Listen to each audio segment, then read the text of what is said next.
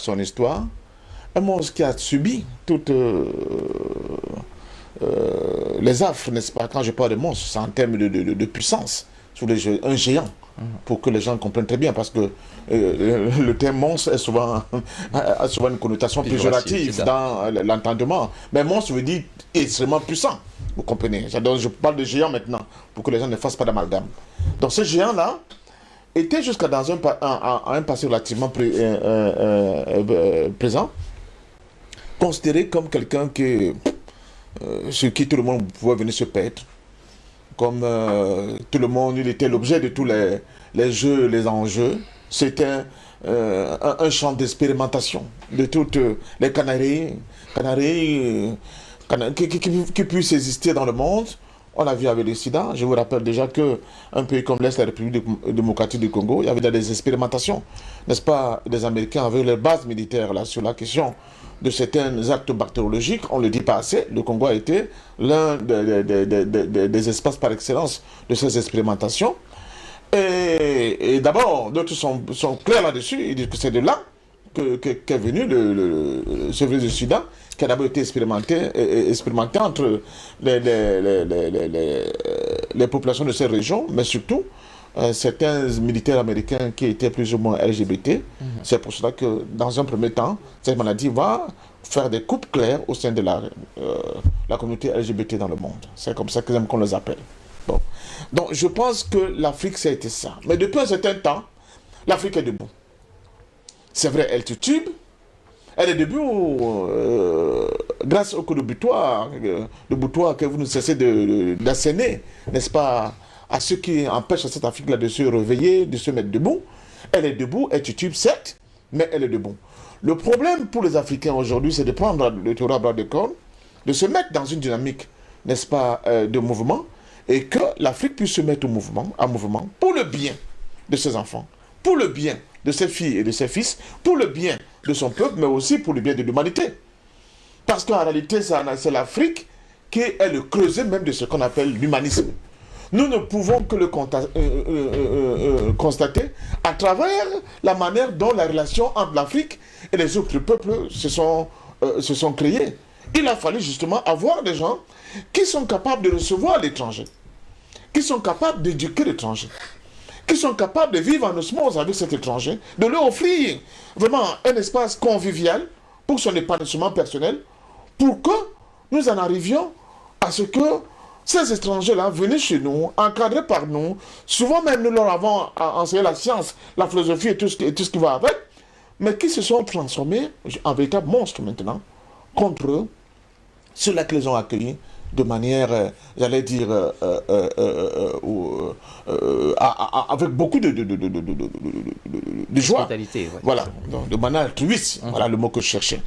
Donc, nous allons le constater davantage avec, et la Première Guerre mondiale, on n'en parle pas beaucoup, où les Africains se sont donnés à corps perdu pour que le monde soit un monde de paix, un monde de partage, un monde de convivialité, et non un monde qui sera dominé par les rapports de force, où c'est le plus fort qui va imposer sa loi au reste du monde.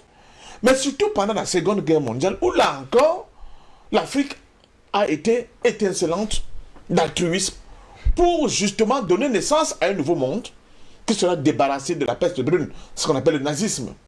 Je vous rappelle que le premier grand regroupement des jeunes Africains qui vont partir de Douala au Cameroun, j'insiste, qui vont débouler sur le Congo, d'abord sur le Gabon, après le Gabon, le Congo, la Centrafrique, et progressivement toutes les armées, n'est-ce pas, de l'Afrique au-dessus du Sahara, vont faire le point de jonction à Fort-Lamy, qui est aujourd'hui N'Djamena. Vous savez que c'est de ce côté-là qu'il y avait un certain gouverneur qu'on appelait Félix Boué, qui a été l'un des premiers à ne pas baisser la tête face à la défaite de l'armée française, n'est-ce pas, par les nazis, qui a été l'un des premiers résistants et qui a été l'un des premiers à répondre à l'appel du général de Gaulle. La suite, on la connaîtra. Mais le premier pointage qui va se faire à Fort-Lamy, c'est 17 000 hommes. 17 000 jeunes Africains qui vont décider de se lancer dans la bataille. Après avoir livré les batailles, je vous dis qu'il y avait les pétainistes, donc les gens qui avaient signé des accords, qui étaient d'accord avec Hitler, l'Allemagne nazie tout le long de la côte ouest africaine, mais qui étaient aussi présents au Gabon, au Congo. Ils vont être défaits par des armées qui vont venir du Cameroun. Et puis progressivement, les 17 000 hommes qu'on va retrouver au niveau de Brazzaville, de N'Djamena, c'est eux qui vont se lancer dans les premières batailles du désert. La victoire des Fox libres à Koufra, contre les armées allemandes. La victoire de ces jeunes-là, à Birakem, la grande bataille de Birakem, où ils ont été capables de repousser, n'est-ce pas, dans ces tranchées, le grand renard du désert. C'est l'un des grands stratèges militaires allemands de l'époque. Il s'appelait Rommel, le général Rommel. Il est défait par ces jeunes gens, ces jeunes Africains, qui n'avaient pas peur, qui étaient courageux, mais surtout qui étaient décidés à apporter un nouveau visage au monde. Un monde de liberté, un monde de paix, un monde de ce que vous appelez aujourd'hui abusivement démocratie. Parce qu'ils étaient des démocrates avant l'heure. Ils ne voulaient plus la colonisation. Ils ont estimé que le temps était venu pour eux de prendre part à cette grande guerre, de telle manière qu'au retour de la guerre, qu'ils puissent vivre libres, indépendants chez eux. C'est ça le sens de la participation de la jeunesse africaine dans cette grande guerre. Elle n'a pas participé à cette grande guerre pour plaire à quelqu'un. Elle n'a participé à cette grande guerre parce qu'elle voulait elle aussi être libre et indépendante. Et la résultante sera laquelle? C'est que de retour de cette grande guerre, on a les massacres de camp de Tcharol. Oui, c'est ça. Mais il n'y a pas que ça. Avant même d'arriver à Tcharol, beaucoup de bateaux constitués de soldats noirs qui avaient fait cette guerre ont été coulés dans les océans. Parce que les gens commençaient déjà à faire des calculs pourquoi leur donner le pécule dont ils avaient besoin. Mais au-delà de cela, la victoire qui est célébrée aujourd'hui, les gens ne le disent pas assez, ce sont les troupes soviétiques, dont les Russes, qui vont libérer Berlin. C'est le 2 mai. C'est eux qui vont défaire les dernières forces nazies, spéciales nazies, et qui vont libérer Berlin. Il faut avoir le courage de le dire, et c'est pour cela que nous disons merci à la Russie. Donc, cette jeunesse-là, qui rentre donc, elle se rend compte que maintenant que la guerre est finie, alors que pendant la guerre, c'était presque au même niveau, devant, au front, devant les coups de feu qui tournent, il n'y a pas de blanc, il n'y a pas de noir, mais à la fin de la guerre, les gens remettent le racisme et l'apartheid au goût du jour. Non, vous êtes des noirs, vous n'avez pas de droit. D'abord, comment dire ça, le symbole le plus fort, c'est la libération de Paris et de son entourage qui a été fait par ces noirs. Mais maintenant, au moment de faire la grande marche victorieuse, pour que tout le monde voit que enfin les soldats de l'armée libre ont libéré Paris, vous savez ce qui va se passer? On va prendre ces troupes noires, on va les amener à la forêt de Compiègne, on va les déshabiller, on va habiller la plupart de la jeunesse française. C'est historique, hein? C'est un fait historique. On n'en veut à personne, mais c'est ça aussi l'histoire. Il faut avoir le courage de dire ce moment de l'histoire là. On va les habiller, et ce sont ces jeunes-là, dont certains n'avaient même jamais tenu une arme, qui vont défiler comme des vainqueurs, qui ont libéré Paris de l'oppression nazie. C'est là que va commencer justement l'injustice contre le sacrifice de notre jeunesse. La jeunesse noire qui voulait un autre monde, un monde libéré de l'injustice, de l'iniquité, mais surtout de la violence dans laquelle nous baignons aujourd'hui. C'est là où elle va commencer. Aujourd'hui, on est étonné qu'aucun pays africain, même des pays de l'Afrique du Nord qui ont longtemps participé à toutes ces campagnes d'Indochine auprès des armées occidentales, pendant la Première Guerre mondiale, ces forces, dans un pays africain, on ne célèbre cette journée aujourd'hui. C'est comme si nos morts étaient passés par perte et profit. J'interpelle vivement nos États. Cette situation ne peut pas continuer. Nous avons participé à cette victoire. Nous devons honorer les nôtres. Leur sang n'a pas été versé pour rien. Leur sang a été versé pour un monde multipolaire, un monde libre, un monde indépendant. Ne pas célébrer le sens de cette bravoure, de ce sacrifice, c'est justement être complice du racisme qui frappe l'Afrique aujourd'hui, en général, mais qui frappe surtout ce sens du sacrifice qui a été commis par ces jeunes-là. D'accord. Donc je pense que c'est parce que nous avons des États qui ne vont pas, qui n'ont pas le sens de, qui ne vont pas dans le sens de l'histoire. C'est vrai, on dit que l'histoire a été écrite par les peuples vainqueurs.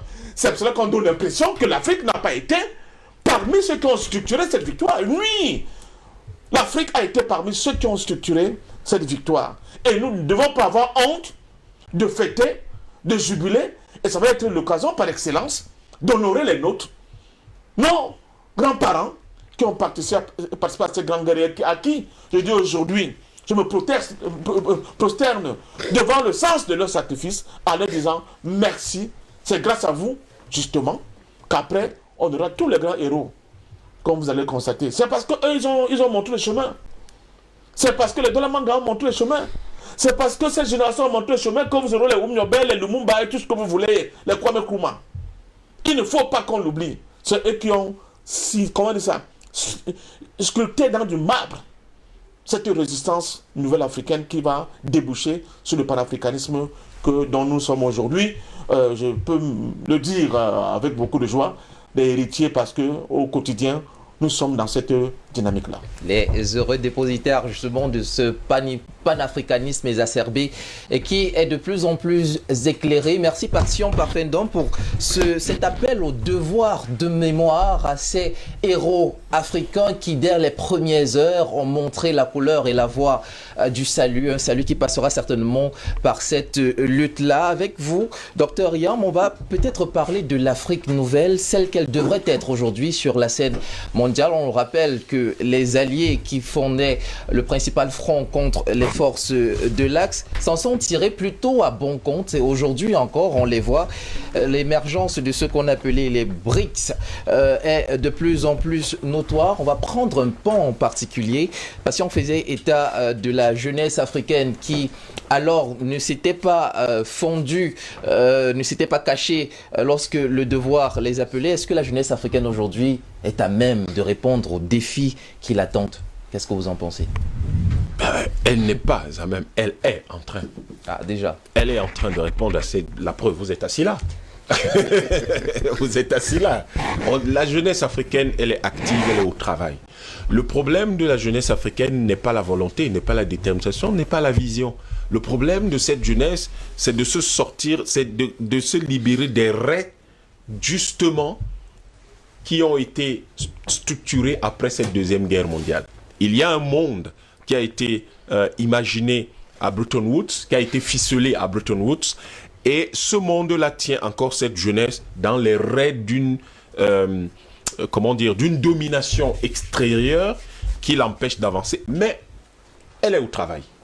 La preuve, nous sommes là ce matin, vous êtes assis là, et vous essayez de parler aux Africains en leur disant « Nous avons la capacité de sortir de ces raies-là et de construire un monde nouveau ».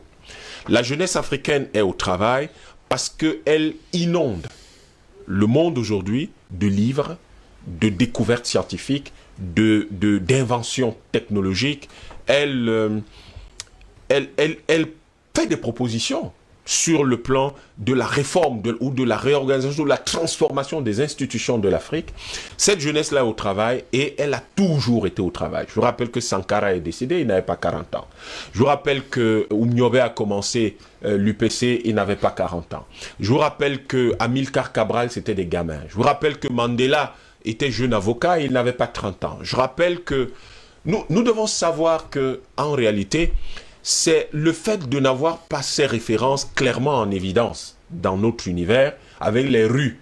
On a les rues qui portent des noms de gens qui ont, la plupart du temps, été des génocidaires dans nos propres pays.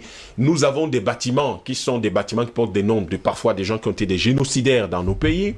Nous avons des hôpitaux qui portent des noms bizarres.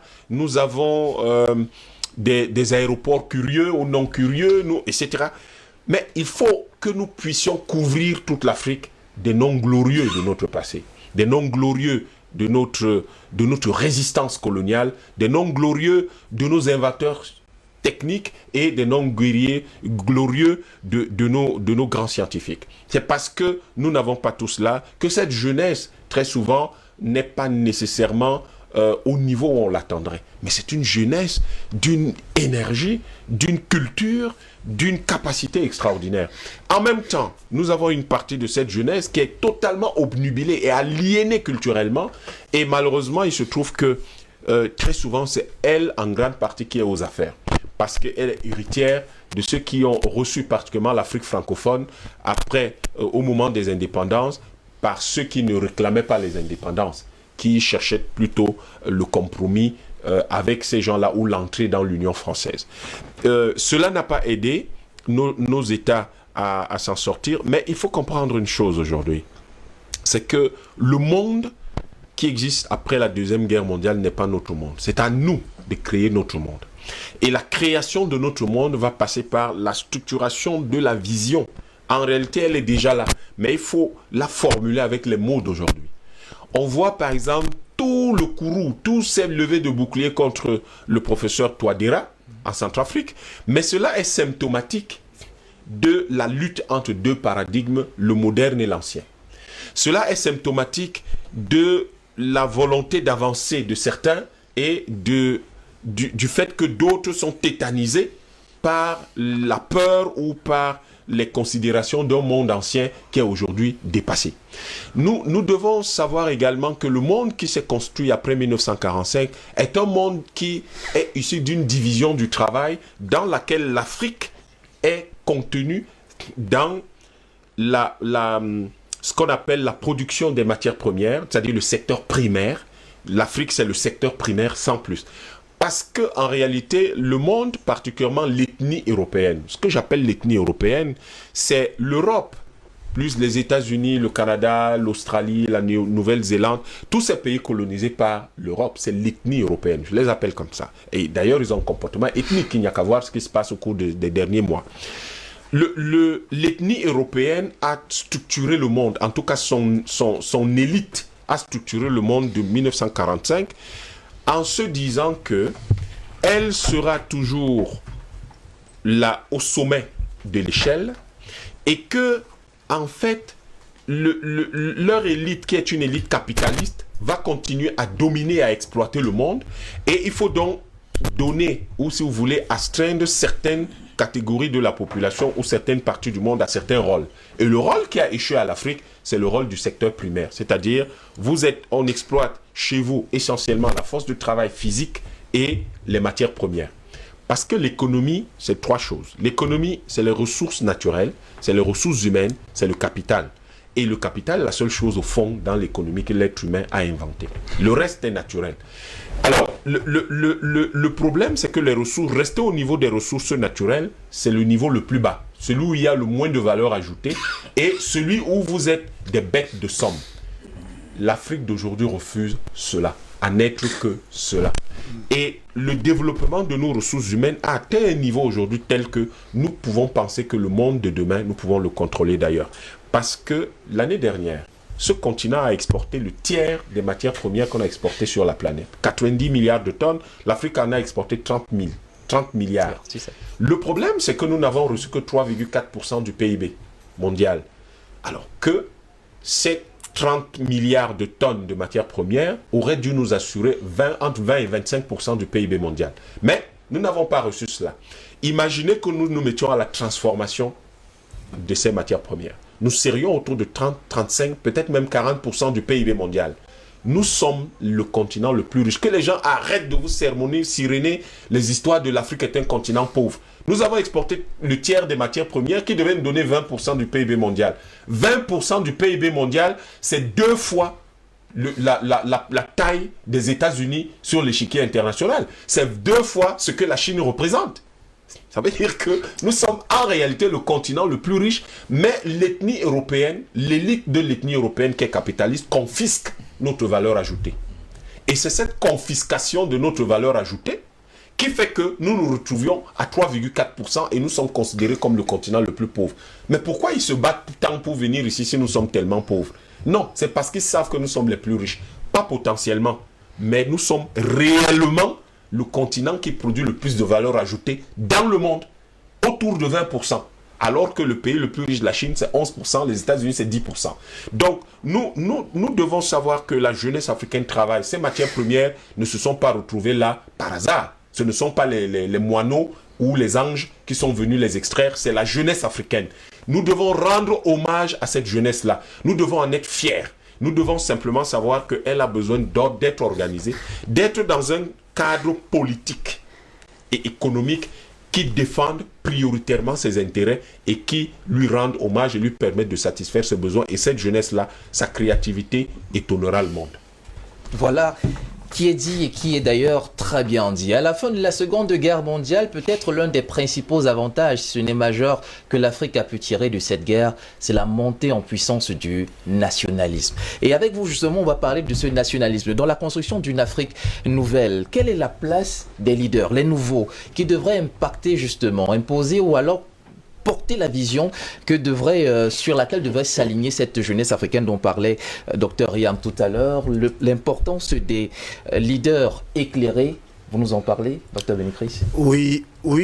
Merci déjà. C'est même l'épine dorsale de tout le déboire que l'Afrique rencontre aujourd'hui dans les rapports avec les autres. C'est-à-dire, nous sommes en position de faiblesse vis-à-vis d'autres peuples du globe, en l'occurrence les pôles occidental et asiatiques, simplement parce que nous n'avons pas bénéficié donc de l'émergence de ces panafricanistes, pour l'appeler ainsi, des nationalistes, cette tendance qui avait compris à partir de 1956, lors de la conférence de Bandung, qu'il fallait à tout prix poser les bases d'une redéfinition nouvelle de notre continent, qui jadis était considéré comme le docteur Yam venait le décrit tout à l'heure, un continent cible.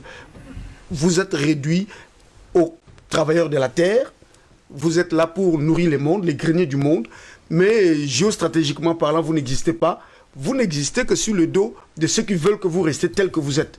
Donc, c'est un équilibre de forces que nous avons raté. Comment nous l'avons raté? Déjà, il faut comprendre une chose. L'Afrique a pesé énormément dans la victoire des Alliés. Ça, c'est incontestable.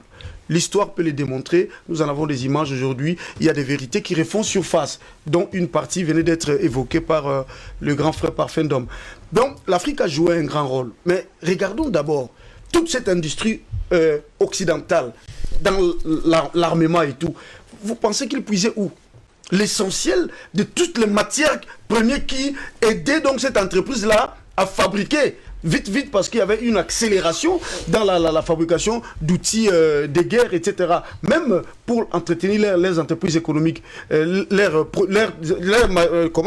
machines de production, parce qu'il ne faut pas faire la guerre, mais il faut aussi nourrir la population, il faut construire des routes, il faut faire des ponts, etc.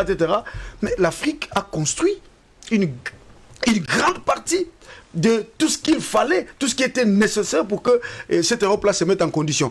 Donc, il n'y a pas seulement de vies que nous avions perdu, qui ont participé directement à cette guerre-là, mais il y a aussi, en matière de richesse, des ressources que nous avions fournies à l'Occident. Maintenant, le plus grand problème, c'est que l'Europe a tiré profit. Parce que je vais vous dire, avant la Deuxième Guerre mondiale, le niveau économique de l'Européen était trop bas. Après la guerre, c'est vrai que l'Europe a eu beaucoup de choses parce que c'était le théâtre majeur de cette guerre mondiale.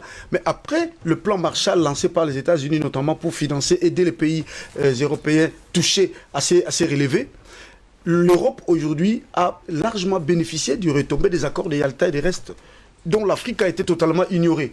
Maintenant, la seule chance... Yalta en 1945 voilà. et éventuellement au traité de Paris en 1945. Effectivement.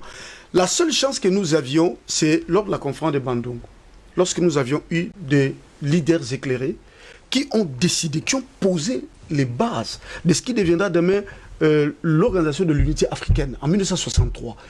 Les trois fondements étaient, premièrement, il faut totalement rompre avec le paternalisme infantilisant de l'Occident vis-à-vis de l'Afrique. Ça, c'est la première des choses.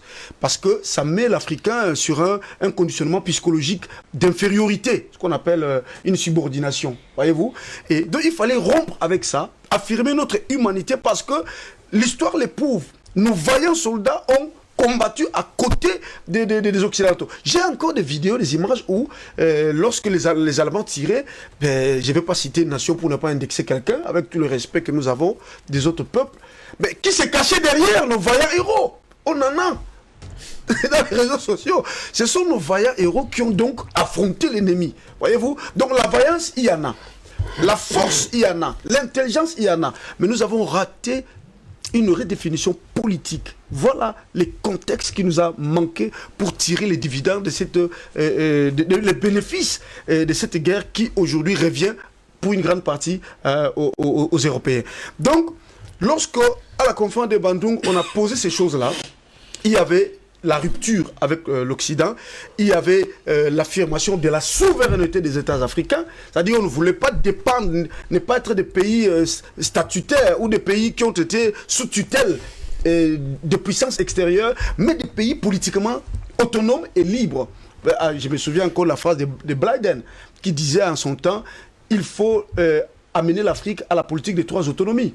C'est-à-dire la capacité à nous autogouverner, nous-mêmes, sans que nous soyons dictés de l'extérieur, la capacité à nous autofinancer, puisque nous en avons assez de moyens pour financer notre politique de développement et tout, et la capacité de nous autodéfinir. C'est-à-dire, partant de nos cultures locales, on peut se relancer de manière concrète dans l'échiquier de puissance, ce qui n'a pas été le cas. Mais l'Occident, l'impérialisme a compris qu'il ne fallait pas laisser cette dynamique prendre corps. Et lors de la conférence lors de l'organisation de l'unité africaine à Addis Abeba, ils ont créé une conférence parallèle. Voyez-vous, c'est là que le nationalisme a été noyé dans ce que Maître Timbaya appelait ici les héritiers du néocolonialisme. Parce que ceux-là ne voulaient pas affronter l'Occident. Ils voulaient travailler avec eux. Et comme Senghor le disait d'ailleurs, lors de la conférence de Monrovia, il a dit l'Afrique n'a pas besoin de rompre avec l'Occident, mais si l'Afrique peut se construire, oui. L'unité, oui. Là, il répondait à Nkrumah. De l'unité africaine, oui, nous en avons besoin, mais nous n'y arriverons que par cercle concentrique. C'est-à-dire que le Nord doit avoir son organisation, le Centre doit avoir son organisation, l'Est doit avoir son organisation. Malheureusement, c'est cette idée-là contre-révolutionnaire qui a prévalu aujourd'hui, même à la création de ce qui est devenu aujourd'hui l'Union africaine, malheureusement. Donc c'est cette dynamique qui a été étouffée par l'Occident pour que les pays africains ne s'affirment pas. Parce que si nous nous affirmons, comparé à toutes ces entreprises qui tirent profit, qui alimentent leurs économies, si seulement l'Afrique peut se relever, commencer à exploiter ses richesses et à les transformer sur place, je vous dis, il n'y aura d'abord pas le chômage en Afrique, il y aura vraiment de l'emploi.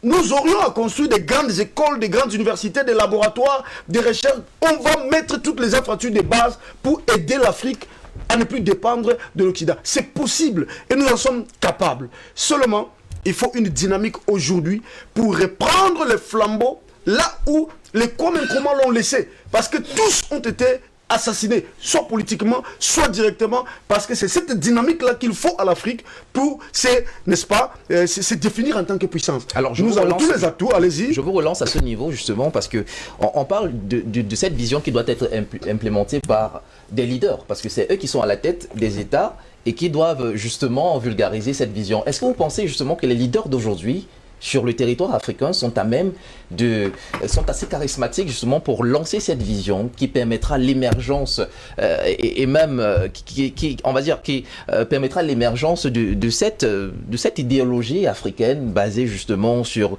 l'exploitation nous-mêmes de nos propres richesses et donc la reconnaissance d'une Afrique forte, pas seulement dans un concept de l'esprit mais dans les faits. Est-ce que vous pensez que les leaders d'aujourd'hui sont à même de le faire? Je peux prendre l'exemple d'un pays que je connais bien, où j'étais même récemment, le Botswana. Allez-y voir ce que le Botswana est en train de faire. Vous risquerez de croire que vous n'êtes pas en Afrique. Et pourtant, on n'en parle pas. Parce que c'est un exemple qui est néfaste pour l'Occident. Il ne faut pas indexer un pays africain qui émerge à partir d'un leadership conscient et nationaliste. Or, le Botswana est en train d'aller dans cette dynamique-là.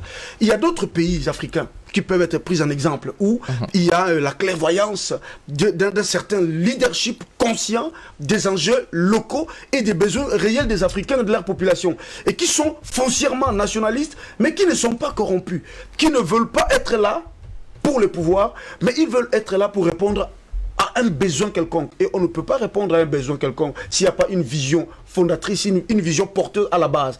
Or, ce genre de leadership, nous en avons encore en Afrique. C'est vrai, c'est rare, mais nous en avons encore en Afrique. Il faut juste permettre qu'une synergie panafricaniste puisse se mettre en place pour que dans tous les pays africains, nous ayons un minimum du respect du projet panafricain qui est fondateur de toute l'organisation continentale qu'est l'Union africaine aujourd'hui, qui s'écarte malheureusement de ces projets. Allez-y voir dans tous les projets des partis politiques que nous avons en Afrique, vous n'aurez pas même une bride du projet panafricain.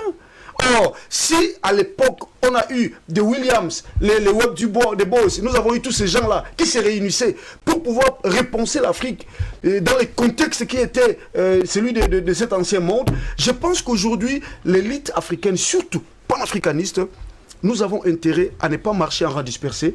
Nous avons aujourd'hui besoin de marteler, de rappeler à l'Union africaine ce que l'acte fondateur même de l'organisation continentale, de rappeler aux dirigeants africains qu'il y a une dynamique qui a été mise en place depuis la conférence de Bandung et qui a prévalu à l'organisation de l'unité africaine, qui doit être remise en place, reconsidérée par toutes les partis politiques qui sont censés prendre le règne de nos pays demain, afin que de manière unanime, ou sinon de manière partagée, nous ressentions quand même cette vision panafricaniste à la tête de nos différents pays qui déjà potentiellement sont riches. Nous sommes riches potentiellement, oui, mais nous sommes aussi riches réellement. Voilà, au-delà du potentiel. Parce que si nous ne l'étions pas, je vous assure que ces Occidentaux ne se donneraient pas beaucoup de peine pour casser la plupart des pays, amener des coups d'État, tuer même nos hommes politiques. Donc nous en sommes capables. Et à ne pas partir, même quand on le demande de partir.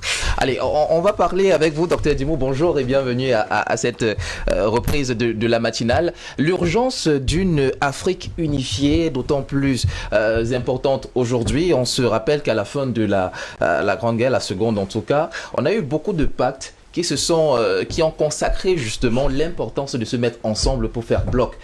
Côté militaire, on pense par exemple à l'organisation du traité de l'Atlantique Nord, l'OTAN qui est en vigueur jusqu'aujourd'hui, le pacte de Varsovie en réponse à cette OTAN-là.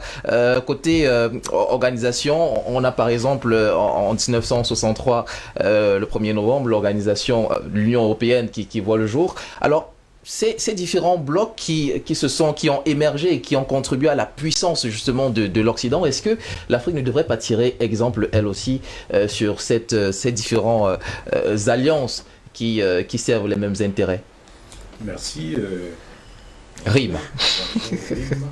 Et bonjour tous ceux qui nous suivent, je suis très heureux. Je salue ceux qui ont relancé cette émission matinale et je salue surtout mes co-panélistes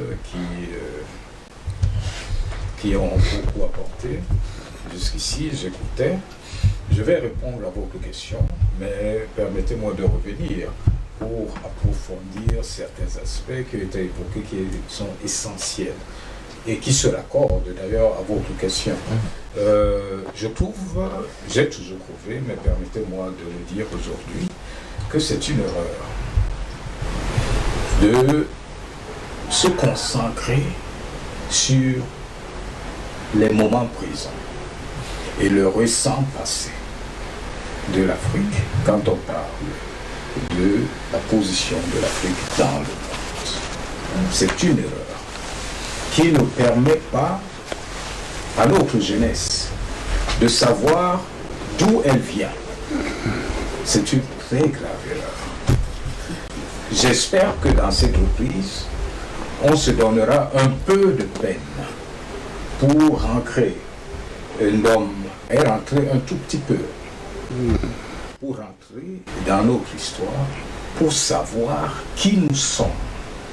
Parce que en fait, la Chine et l'Inde, qui sont en train de revenir au devant de la scène mondiale, représentaient tous les deux, au XIVe siècle, 60% du PIB mondial. Et le reste, c'était essentiellement l'Afrique. C'est important de le rappeler. Et ils reviennent parce qu'ils ont ce souvenir d'avoir été au devant de la scène. Ce qui se passe au Mali aujourd'hui, c'est aussi une tentative de résurgence. Parce qu'en fait, le Mali que vous voyez là a connu des moments d'épopée majeure à partir du XIIe siècle. À l'époque, toute l'Europe vivait dans les grottes. Tatoués, ça n'existait pas, c'était des peuples sauvages à l'époque. Ça, c'est des rapports qui existent, qui sont écrits par des savants arabes de toutes sortes. On connaît surtout le rapport de Ibn Battuta qui parle du Mali du XIIe siècle, sous l'ère de, pas de Soundiata, avant Soundiata. Le faste était déjà là, l'organisation sociale était maximale ou optimale, c'est-à-dire que les pays étaient avancés. Au 8e siècle, le Bénin produisait déjà ces vers que je Bien sûr, l'empire du Dahomey. Ils produisaient. Mais comment est-ce qu'ils sont arrivés à ça? En fait, c'est pour cela qu'il faut revenir toujours dans le passé. Et ce passé nous dit ceci. Tout ce qui a été créé sur cette terre, que ce soit dans les arts, dans les sciences, dans tout, ce sont les Noirs qui l'ont développé. Ça, c'est extrêmement important de revenir toujours là-dessus. Vous savez, on a essayé pendant longtemps de présenter la Grèce comme le berceau de la science et des découvertes, mais nous savons tous que tous les savants grecs qui s'appellent Pythagore, Thalès, Euclide, Hérodote, Aristote, etc., Archimède, tous sont passés par... Ils étaient à genoux dans les pyramides pour apprendre. Ils apprenaient auprès de qui? Ils apprenaient auprès des Africains. Il y a eu plus de 20 dynasties de pharaons qui étaient tous des Noirs.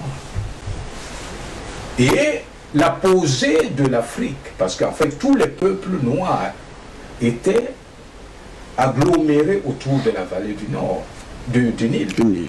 Oui.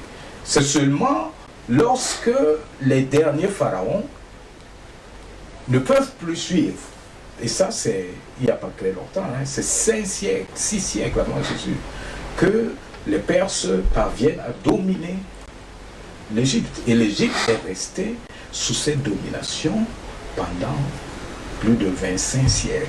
L'Égypte que vous voyez, l'Égypte qu'on voit là, c'est pas l'Égypte. C'est pas l'Égypte. La deuxième invasion, ça vient des Macédoniens. Ensuite vient la Rome de Jules César, 50 ans avant la naissance du Christ.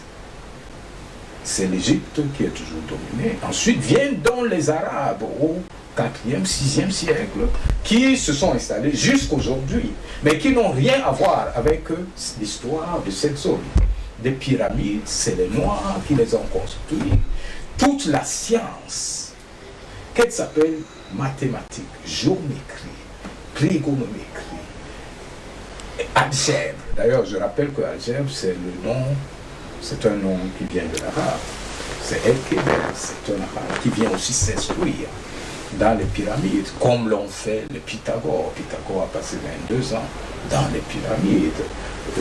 Euclide et Archimède, 12 ans. Ce qu'on appelle poussée d'Archimède, les Noirs ont formulé ça. Heureusement que les papyrus ont été retrouvés.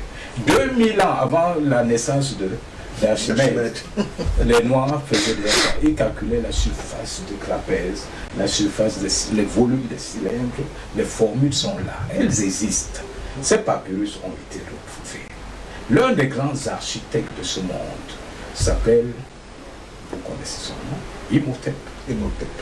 Imhotep. Nous sommes là à 2600-2700 sous la 3e dynastie pharaonique, sous le règne de Djoser, 3e grand pharaon, qui avait pour grand vizir justement ce Imhotep qui a conçu toute la médecine, au point où quand on appelait Hippocrate, le père de la médecine, il disait, mais je suis étonné. Si je suis le père de la médecine, Imhotep sera quoi donc le dieu de la médecine. Donc Imhotep, ce grand noir qui ne dormait jamais, qui a conçu le phénomène de pyramide, parce que les premières pyramides, c'est 3000 ans avant Jésus qu'elles sont montées, les premiers essais.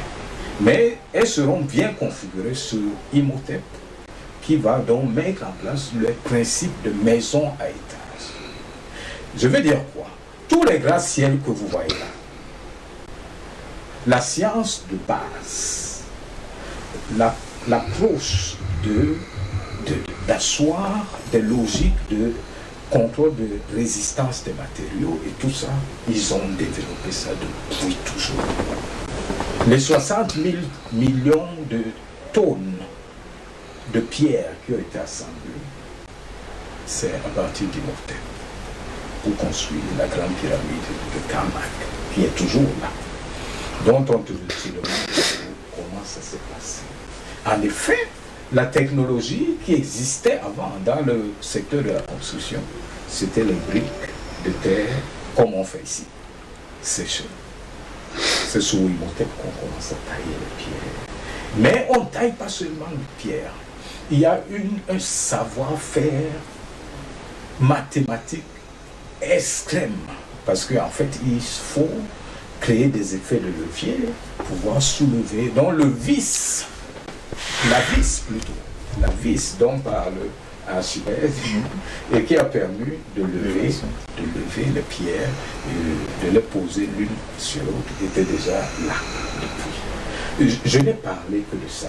Si on va dans les religions, on va se perdre. On va constater que toutes les religions et tous les dirigeants de religions sont d'origine ou d'ascendance noire. Parce qu'en fait, la cosmogonie égyptienne, c'est elle qui porte toutes les autres, les religions égyptiennes et avant ça, les religions africaines. Parce qu'en fait, il y a un lien total. Tous ces peuples, je l'ai dit déjà, étaient agglomérés au même espace, sauf les Pygmées qui sont restés toujours dedans. Mais à partir du moment où les esclaves arabes, où l'esclavage arabe a commencé, et qui a duré 13 siècles, c'est là et qui imposait la castration des Noirs, que les migrations sont devenues plus régulières. Les hommes vont vers le sud, le peuple Zoulou, les Sérères vers l'ouest, tous les autres, les Bamileke, les Lungu, qui constituent la branche des Sawa d'ici, et même les Bassa, ça fait partie de la même branche en fait, qui se déplace vers l'ouest.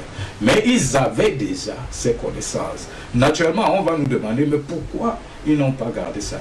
La science était élitiste et secrète.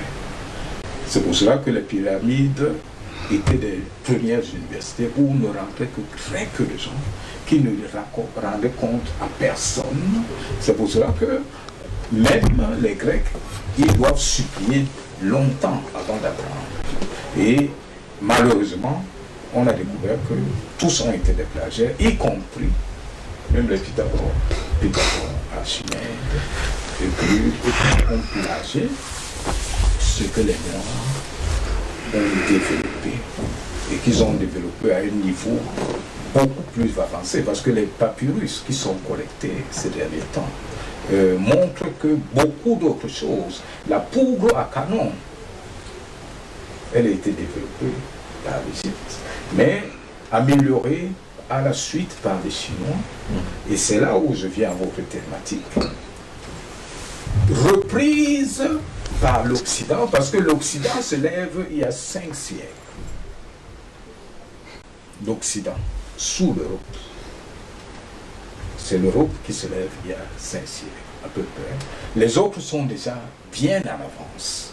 La force, et la seule force de l'Europe a été d'inspecter, d'observer ce qui a été développé par d'autres, parce que c'est l'Égypte, le monde arabe et toutes les autres civilisations civilisations qui ont tout développé, tous les principes de base, en dehors peut-être de ce qui a été développé après la Deuxième Guerre mondiale, dont les techniques de transistors, les fibres optiques, qui ont été massivement subventionnées par les États-Unis pour arriver à ce niveau. Mais jusque-là, que ce soit les constructions navales, que ce soit l'architecture, que ce soit la mathématique, que ce soit ça que vous avez là, le téléphone, qui est fondé sur des principes du code binaire 010101 qui constitue tout un assemblage de logarithmes qui permettent de téléphoner. En fait, tout ça, c'est des inventions purement nègres. Tout ça, des inventions purement nègres. Donc, pour sortir, je dis aussi, il n'est pas possible pour nous d'envisager un monde meilleur sans avoir une conscience historique de ce que nous sommes. La Chine ne revient au devant de la scène que parce qu'elle se souvient. L'Inde aussi. Et pour ce qui est de l'Inde et de la Chine, il y a eu des trucs terribles. En fait, la poudre à canon, la Chine l'avait perfectionnée jusqu'à un niveau. Les Européens se sont approchés d'eux. Ils l'ont reprise. Et les rois ont subventionné cette recherche, l'a menée à un niveau parfait, plus ou moins. Et ils ont commencé par la Chine et l'Inde, à les détruire. Donc, je dis ceci, la supériorité économique de l'Occident est dans une très large mesure usurpée. L'essentiel des inventions qui sont apparues dans le monde ont été développées en dehors de l'Occident. L'Occident a eu juste le mérite de comprendre que pour avancer plus vite, il faut stimuler ce qu'on peut appeler les incitations. Ça veut dire qu'on rassemble des chercheurs, on leur donne des moyens, on les enferme, ils développent des choses qui sont hors du commun. Et c'est ce qui se poursuit jusqu'aujourd'hui. Aujourd'hui, on associe des universitaires venant de partout, les Noirs, les Indiens et tout, pour faire marcher ce qui se passe aujourd'hui. Et là, je chute avec la question dont tu parles, comment est-ce qu'on ne doit pas copier. Nous, on a toujours été comme ça. On nous a souvent séparés. C'est ce que je voulais te dire. On a vécu tous agglomérés à peu près au même endroit. À l'époque, parce que l'Égypte, le plus haut niveau de sa domination, était constitué de 40 mondes. Donc la Libye, Seba, Saba, Niger, parce que le Niger, ça a toujours existé, mais pas sous ce nom, l'Éthiopie et beaucoup d'autres. Et l'Égypte commençait en fait au niveau de la Grèce. Et en fait, peut-être il faut le rappeler, les plus grands dominateurs, parce que toi tu parles des grands espaces, c'est un Égyptien. Il parle souvent de lui, Yamtim, Toutmos Kouan. C'est le plus grand conquérant que la Terre ait jamais connu. C'est un homme qui a assiégé toute la Méditerranée orientale, qui a colonisé Crète, toutes les îles de Crète et toutes les îles de ce moment. Mais nous sommes là à la 18e dynastie, donc autour de 1200, 1300 avant Jésus-Christ. Donc ce qu'on appelle, et moi je soupçonne même que c'est ce travail, parce qu'il collectait l'impôt partout, tout Moscou, il collectait partout, en Asie au plus loin. Et je suppose que c'est peut-être de là qu'est venue peut-être une petite malédiction envers la Noire, parce qu'en fait, quand tu commences à tout prendre, qui ne t'appartient pas, tu t'attires des malédictions. Et c'est ce que vit l'Occident aujourd'hui, qui ramasse et qui est en train de quitter la scène. Quitter la scène là, on le voit au niveau des statistiques, on voit que l'Occident n'existe plus. Le docteur Yama parlé des partages asymétriques de la valeur ajoutée. Et c'est ce qui explique que l'Occident soit encore là. Parce qu'en fait, la valeur ajoutée, c'est une pyramide. Lorsque vous restez à la base de la pyramide, vous tirez au maximum 5%. de la valeur ajoutée totale. Donc lorsque vous le transformez par la matière première, que ce soit le pétrole, que ce soit le bois, peu importe le produit. Je rappelle toujours qu'en 2014, l'Afrique a produit 75% du cacao, la fève, et toute la chaîne de valeur a généré 110 milliards de dollars. Toute la chaîne de valeur. Quoi qu'on ait apporté 75% de la fève, on n'a pas pu tirer plus de 7 milliards sur les 110 milliards. Donc on est toujours dans ce même rapport de 1/20. Et pourquoi on est dans ce rapport? Parce que justement, quand l'Europe comprend que il y a déjà des pré-industries en Chine et surtout en Inde, et que la reine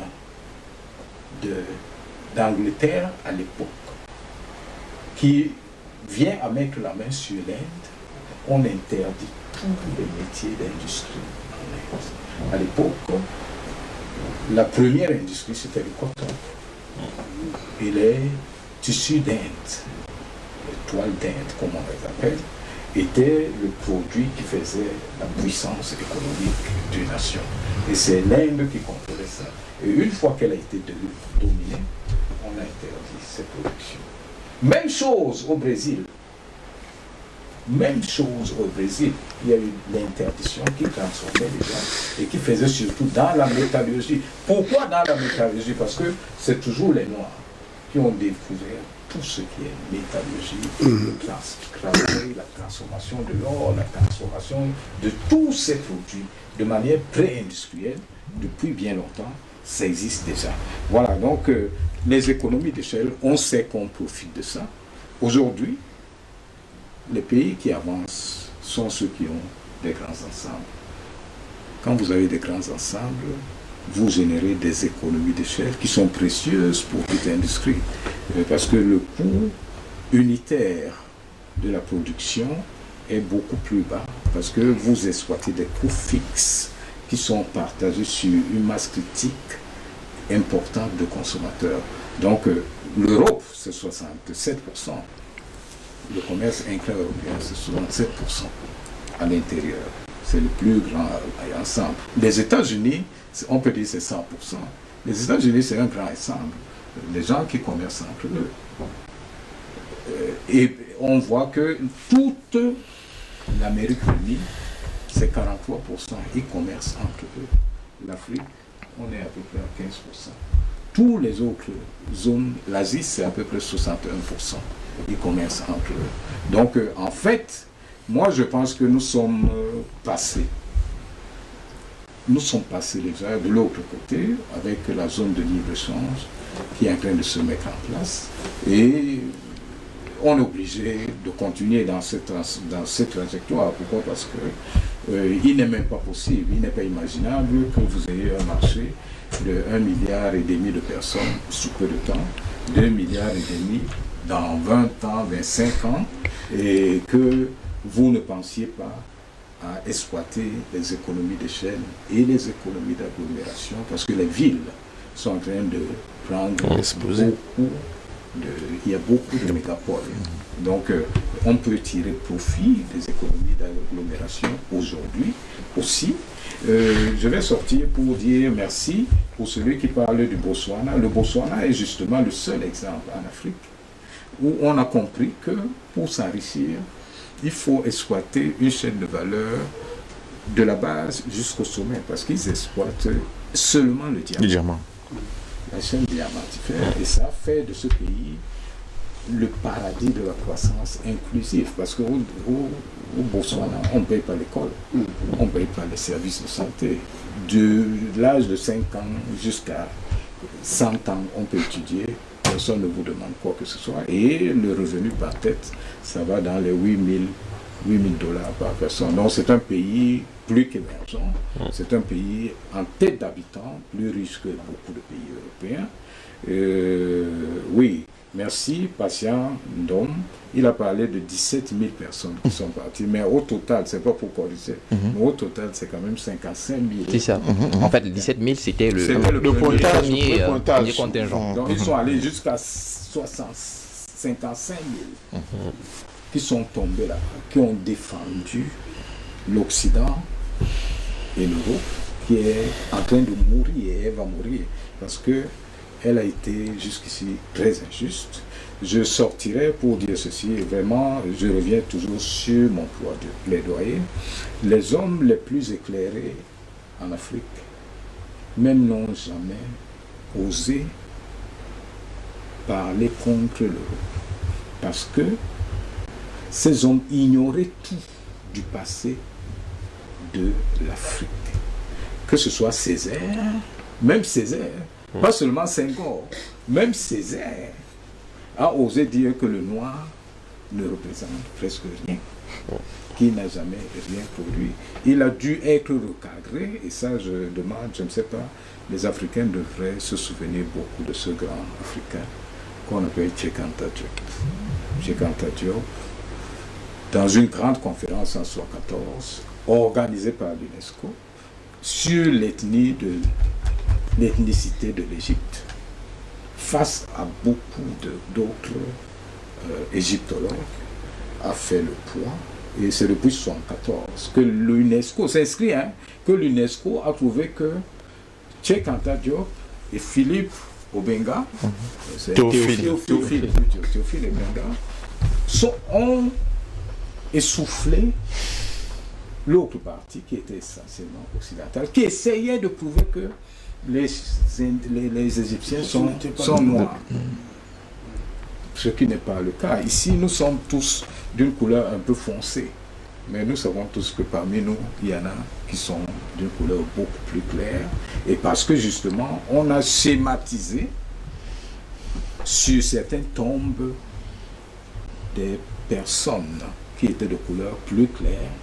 On a voulu toujours utiliser cela pour travailler contre nous, pour dire qu'on n'a rien fait, qu'on n'a rien inventé, et pourtant tout est parti d'ici. J'insiste là-dessus. Je souhaite que vous ferez. On veut éveiller la conscience des Africains. Les Africains, je disais encore, ni Césaire, ni Senghor, qui étaient les plus éclairés, ne savaient encore rien. Ils se sont juste remis dans une trajectoire plus propre lorsque, après 1974, l'UNESCO a validé que l'autre côté, le côté contraire à la thèse selon laquelle le noir est non seulement le point de départ de l'humanité, mais le point de départ de la civilisation. Ça, c'est important de le dire, le point de départ de la civilisation. Et que les populations égypto-nubiennes sont d'origine noire. Que ce que vous voyez là, comme Égypte, c'est un espace d'invasion qui a été occupé depuis le 6e siècle, avant Jésus-Christ. Non, après Jésus-Christ, parce qu'en fait, on a résisté, après les Perses, après la Rome, il y a eu ensuite aussi les Turcs qui sont venus, mais eux, ils viennent au XVIIe siècle. Ensuite viennent les Français. Les Français n'ont pas commencé aujourd'hui.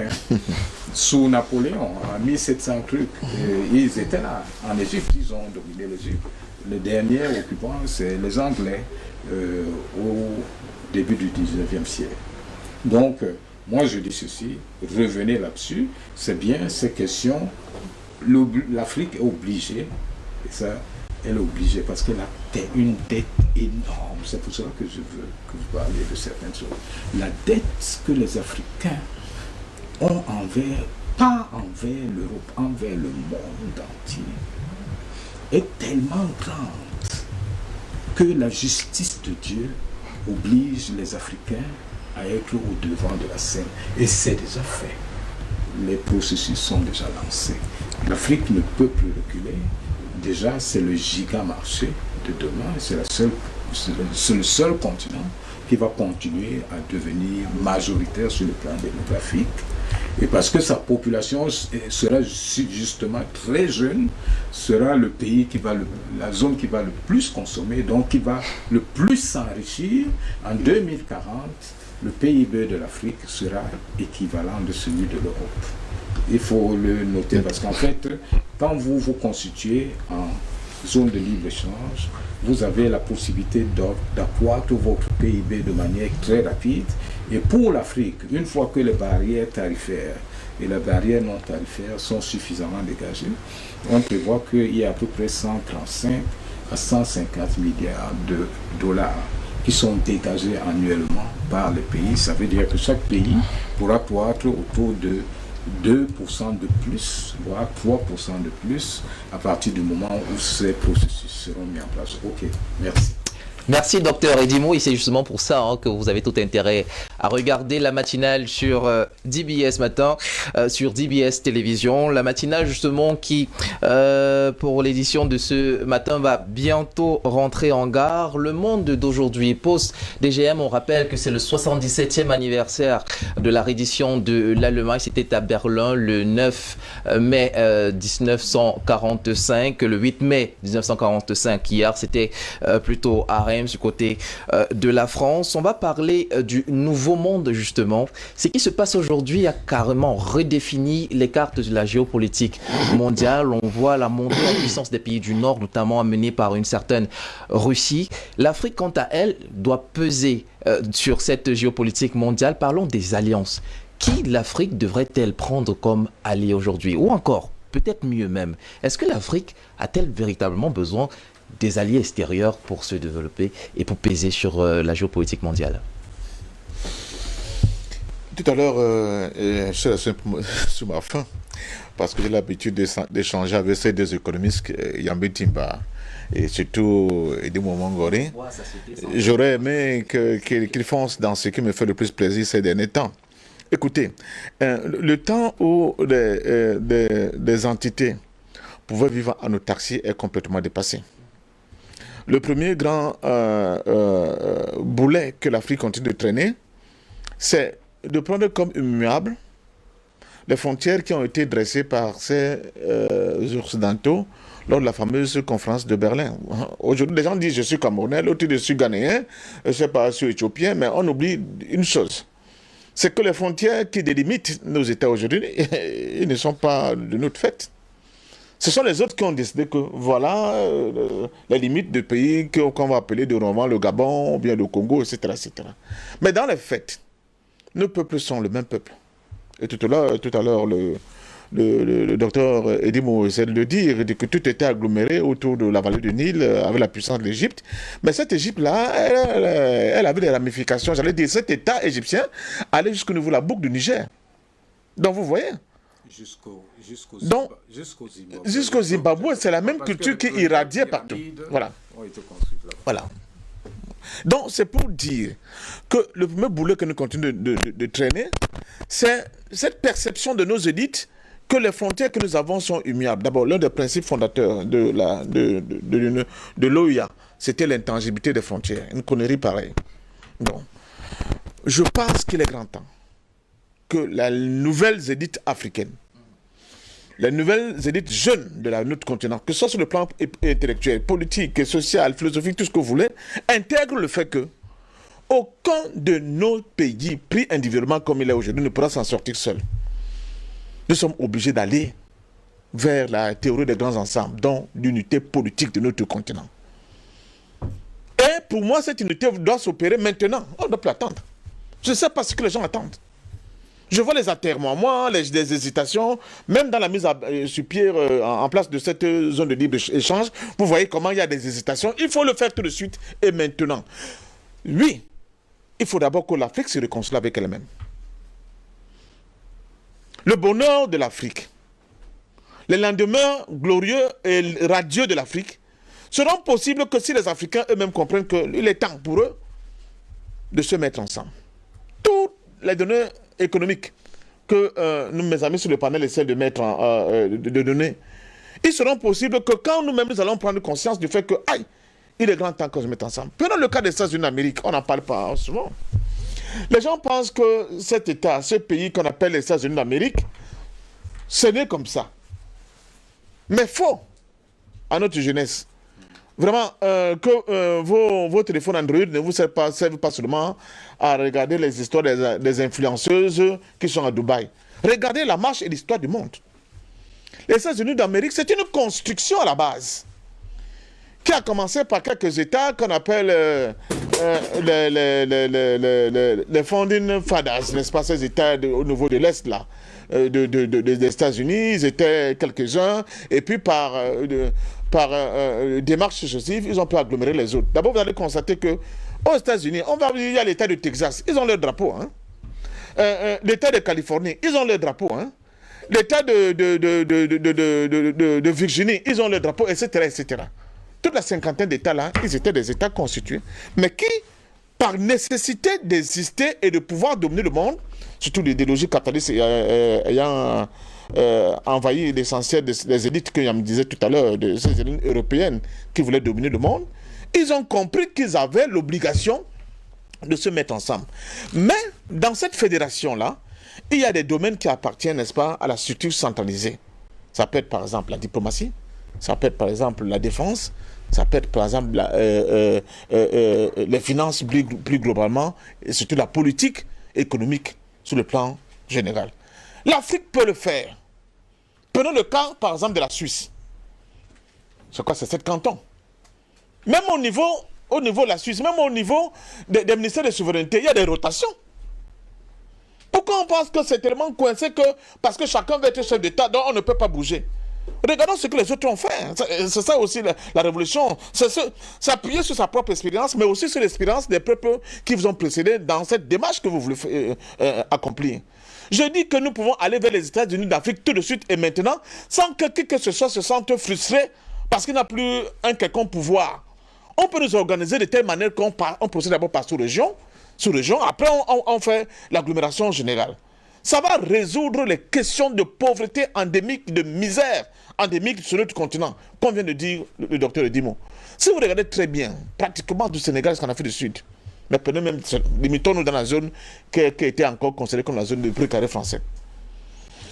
Les défauts, les difficultés, ils sont d'ordre structurel, pas conjoncturel. Si vous avez des problèmes d'eau dans la ville de Douala, vous l'aurez dans la ville de Dakar.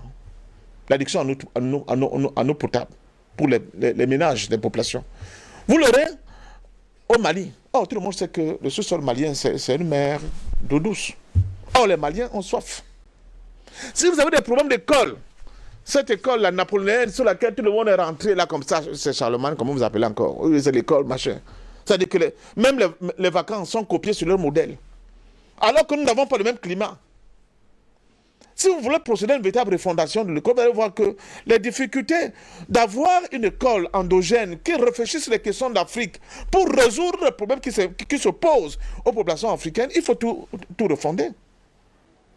Ce sont les mêmes problématiques de Dakar pratiquement jusqu'au Cap. Prenez ça dans toutes les directions. On privatise l'éducation. Ça veut dire qu'il faut payer. Je prends le cas par exemple de Douala à l'ESSEC là. Ma fille est là. On faut payer 800 000. 800 000 par an de pension. Je ne parle pas des autres trucs connexes. C'est quoi ça? Donc, c'est comme un sens électoral pour acquérir le savoir. Or, nous avons besoin de domestiquer le savoir si nous voulons compétir avec les autres. Domestiquer la science, j'ai l'habitude de le dire. Donc, pour moi, il faut les États-Unis d'Afrique tout de suite et maintenant. Alors, qu'est-ce qui cloche? Parce qu'on se rappelle quand même que ces projets de réunification ou d'unification de l'Afrique ne datent pas d'aujourd'hui. De Haïlé Sélassié jusqu'à Kadhafi en passant par Kwame Nkrumah. Tous ces leaders ont toujours ont pensé cette Afrique nouvelle, cette Afrique unifiée. Mais qu'est-ce qui cloche donc? Qu'est-ce qu'on a de plus aujourd'hui qui pourrait conduire effectivement à ces fameux États-Unis d'Afrique appelés de tous les vœux? Tout à l'heure, Yambi Timba, en parlant de jeunesse, il a essayé de te titiller. Mais ce qui existe déjà, c'est que nous avons ce plateau où vous pouvez toucher, là où nous sommes en train de parler, des millions de personnes nous écoutent. Et pour beaucoup, ce que nous racontons aussi, c'est des choses extraordinaires qu'ils n'avaient jamais imaginé que ça existe. Tout ce que Edimo vient de nous dire.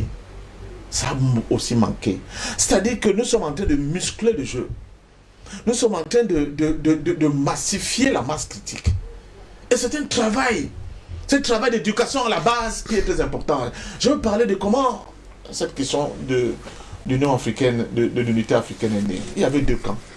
Il y avait le camp de Monrovia et le camp de Casablanca. Les deux camps étaient des divisions bien nettes. Tout à l'heure, on a parlé de beaucoup de choses. On a oublié la question d'ordre idéologique. Elle est importante, bien sûr.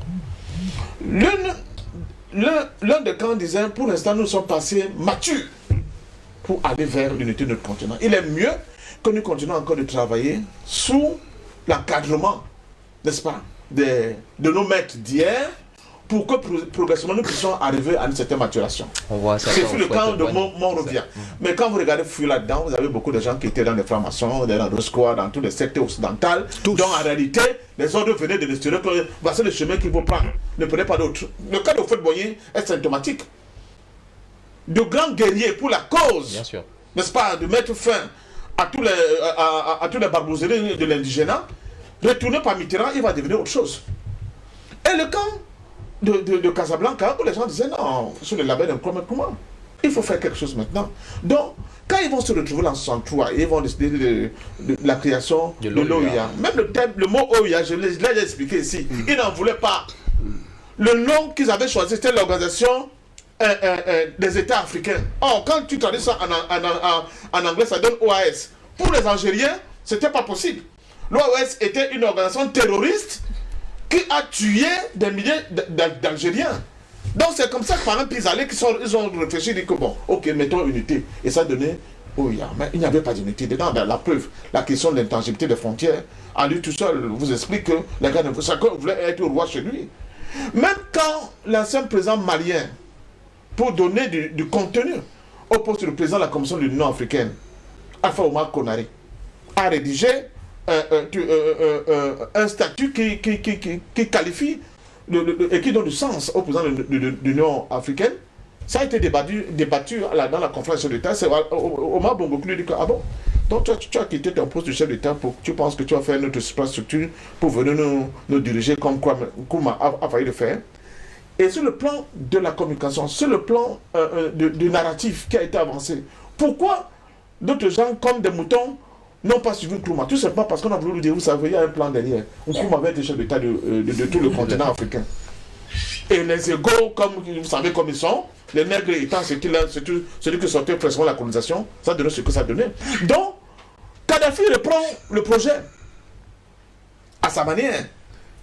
Il essaie même de dispatcher pour que la Libye ne soit pas le centre de cette affaire-là. Mais les autres, qui ont structuré jusqu'au jour d'aujourd'hui, on dit que 70% du financement même de l'Union africaine, là, ce sont les Occidentaux.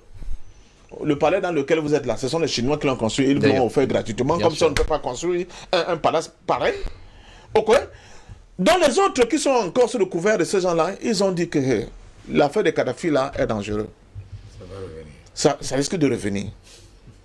Et quand Kadhafi a fait son fameux discours à la tribune des Nations Unies, souvenez-vous encore, quand il va prendre cette fameuse charte des Nations Unies, il va la balancer, il dit que c'est quoi ça? C'est un chiffon. Il avait signé ce jour-là son arrêt de mort.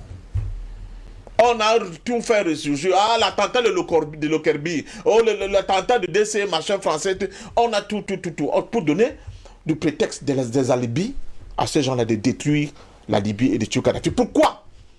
Parce qu'ils sont conscients du fait que si l'Afrique enfin réembrasse, surtout transforme cet essai-là de son unité politique, ce géant africain va naître de nouveau et il va peser lourdement dans la marche du monde. Pour l'instant, nous sommes encore dans les balbutiements, nous sommes encore dans les essais, dans les gens qui de manière hardie, essaient d'aller l'avant. C'est le cas de la Centrafrique avec Touadéra. Vous voyez tout ce qui lui arrive. C'est le cas de Assimi Goïta. Vous voyez ce qui lui arrive. Et c'est le cas d'autres qui avancent un peu à pas feutrer, mais qui essayent quand même. Il faut que nous allions vers l'unité politique de notre continent. Nous avons la jeunesse. Nous aurons un marché extrêmement important. Nous avons notre sous-sol qui est immensément riche. Si nous commençons à procéder par même les premières transformations, je ne parle pas des secondes, on va changer complètement le visage, l'élévation de standard de vie. Cher Aoumiobe, oui, là, je corche un peu, mon frère dit, oui, d'autres leaders africains étaient bien conscients de ce que représentait notre histoire. Et étaient dans la dynamique de tout faire pour qu'on se réapproprie de cette problématique, de cette histoire-là, pour pouvoir faire des pas en avant. Il y en avait. Mais je sors donc par là, parce que je crois qu'on va voir la fin de l'émission. L'histoire a toujours été écrite par les peuples vainqueurs. Bébitis, malheur aux vaincus. Donc, c'était ça. Et même dans ce qui s'est passé pendant la Seconde Guerre mondiale, il faut que nous soyons capables, au-delà d'écrire notre histoire, mais même de faire des bandes dessinées où on montre l'héroïsme des Noirs. La bataille d'Italie. Bébé Yidi était dans cette bataille d'Italie. Bébé Yidi, le grand bébé Yidi. Mais qui parle de bébé Yédi au Cameroun? On sait même que c'est qui. Il faut que ces icônes-là, ces grandes personnalités qui ont fait l'honneur de notre continent, quand c'est eux que nous mettions en avant, Yambi Tiba a raison. Quand vous allez dans les rues d'Aqua, vous allez voir des noms bizarres qui jonchent nos rues. Mais il y a quelqu'un là,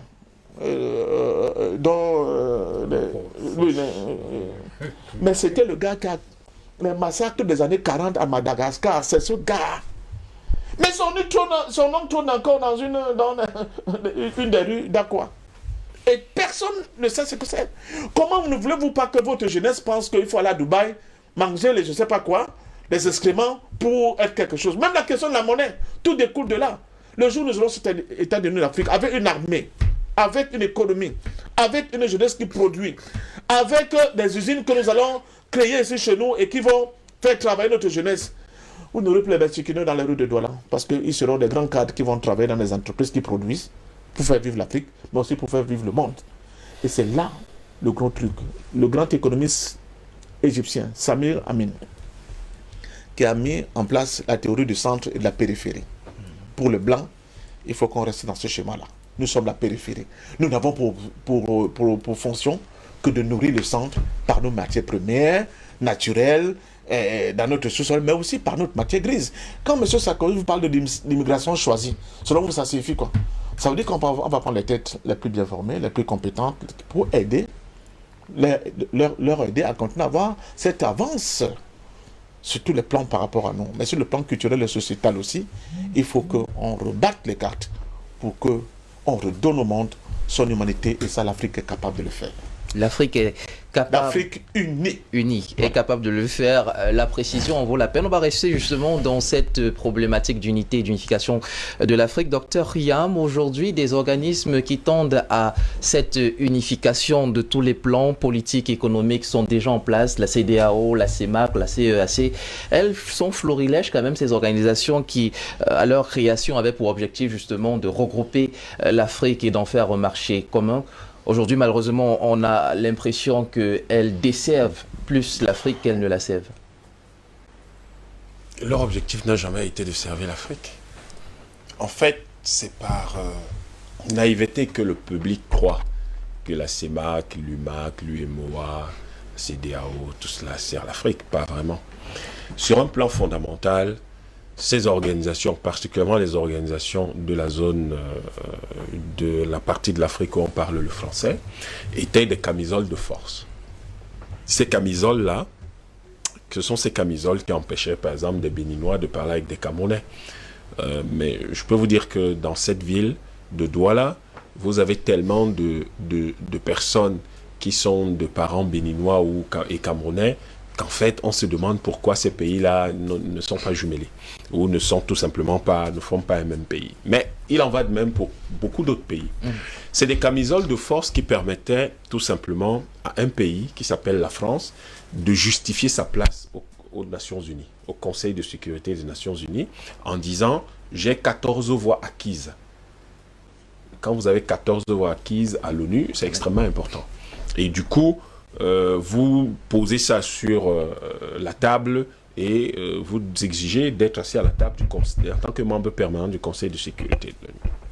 D'une part. D'autre part, vous dites, j'ai 14 pays, d'ailleurs, qui utilisent un moyen de paiement, enfin une facilité de paiement dont je suis propriétaire. Vous avez bien vu que le Sénat français a clairement rappelé aux gens en 2019 que le franc CFA était une propriété de la France. Pas des Africains, lorsque Déby a essayé de dire que ouais, mais c'est notre propriété, on pourrait reformer. Il n'y a pas de réforme du franc CFA qui vaille venant de vous, c'est pas votre affaire, c'est la nôtre. Et donc, aujourd'hui, on sait que ça permet à la France d'injecter dans son trésor entre 400 et 500 milliards d'euros, ce qui est énorme, qui est considérable, parce que ça représente quand même presque un cinquième, environ un cinquième de son PIB. C'est énorme. C'est énorme, c'est énorme. Et ça justifie pourquoi la France n'est pas obligée d'investir dans ces pays. Elle investit l'équivalent de ses investissements directs étrangers en Afrique, c'est 0,6% dans ces pays. Le reste, c'est dans les autres parties de l'Afrique. Et ça, ce qu'elle injecte, 99% dans le reste de l'Afrique, lui rapporte 28 milliards. Là où elle n'injecte rien, ben, elle a 500 milliards d'euros Je pense qu'on ne peut pas être plus heureux. On ne peut pas être plus heureux. Et donc, non, ces organisations ne sont pas là pour notre bien. Ces organisations, c'est dans ce cas précis, je vous ai expliqué en quoi c'est des camisoles de force. Et ça permet donc d'abord à la France et aujourd'hui à l'Eurozone aussi de pouvoir s'approvisionner en matières premières quasi gratuitement ici. Et de confisquer par la confiscation de nos revenus d'exportation via le compte des opérations. Vous comprenez pourquoi le président centrafricain essaie de trouver un moyen de contrôler, oui, en fait, d'éviter de contrôler la trésorerie de son pays, dont tous ces fruits des exportations, ces recettes d'exportation de la Centrafrique, puisque le trésor français n'est pas outillé pour recevoir des bitcoins. Donc lui, il va se faire payer en bitcoin, et en se faisant payer en bitcoin, le trésor français est mis complètement de côté et il peut donc disposer de la totalité des ressources, puisque le bitcoin, c'est une réserve de valeur. Donc à partir de là, il achète les machines-outils là où il le veut dans le monde, alors que l'utilisation du franc CFA a 4 ou 5 limites terribles. C'est que c'est la France qui définit la qualité de votre développement, la vitesse de votre développement, l'envergure de votre développement, les partenaires auprès desquels vous achetez, mais également, au bout du compte, le contrôle, si vous voulez, la politique économique que vous pouvez mener. En fait, vous n'en avez pas, c'est elle qui l'amène et vous êtes réduit à la comptabilité. Donc, quand vous mettez sur la table tous ces éléments-là, vous comprenez que ce n'était pas du tout, ces organisations n'étaient pas là pour que nous vivions mieux, pour répondre à l'élévation des standards continue des standards de vie de Oumyobé. Pas du tout. Ce n'était pas du tout cela. C'était pour une autre raison. Et ce contrôle qui s'exerce donc sur 14 pays assure à un seul la capacité de pouvoir avoir une armée de fainéants qui ne foutent rien à longueur de journée et qui vont donc recevoir des allocations en fin de mois pour pouvoir vivre. Alors que ici, on va vous dire vous êtes pauvre. Non. Mais c'est pas vrai. Il y a quand même quelque chose que je ne comprends pas. Vous croyez que les 30 milliards de tonnes de matières premières exportées ont été extraites par qui? De ces matières premières, le cacao, le café, l'or, le diamant, le manganèse, le fer et tout ça, le coton. Ça a été exporté par qui? Ça a été produit par qui? Par des moineaux, par des criquets, par qui? Mais c'est par les Africains. Sauf que ça représente 20% du PIB mondial au minimum. Donc vous avez quand même un continent qui produit une valeur ajoutée supérieure à la valeur ajoutée des 2 premiers pays considérés comme les plus riches du monde. Mais on l'appelle quand même le continent pauvre. Nous devons repenser totalement la manière dont nous parlons de notre propre continent et dont nous parlons de l'économie mondiale. Nous sommes enfermés pas seulement dans des camisoles de force organisationnelles, mais nous sommes également dans des camisoles de force conceptuelles. Et c'est là où vous voyez la dimension idéologique de la science. La science n'est pas que quelque chose de totalement objectif. Hein. Il y a un fond idéologique parce que d'après l'analyse de Marx, ça fait partie de ce qu'on appelle les superstructures. Et de ce point de vue, en réalité, c'est profondément idéologique la manière dont on vous présente. Même les statistiques, on dit souvent les chiffres ne mentent pas. Laissez ça, on fait des statistiques, ce qu'on veut. Et donc, quand vous prenez tout cela, vous dites, aujourd'hui on va vous dire, on va voir la ZLECAf. Servira à quoi? Mais vous avez quand même un gros problème. Vous allez organiser la ZLECAf comment? Vous n'échangez déjà pas entre vous. D'après Afreximbank, c'est moins de 12%. L'année en 2019, c'est l'année avant la Covid. 12% des échanges des pays africains, des Africains se font entre eux.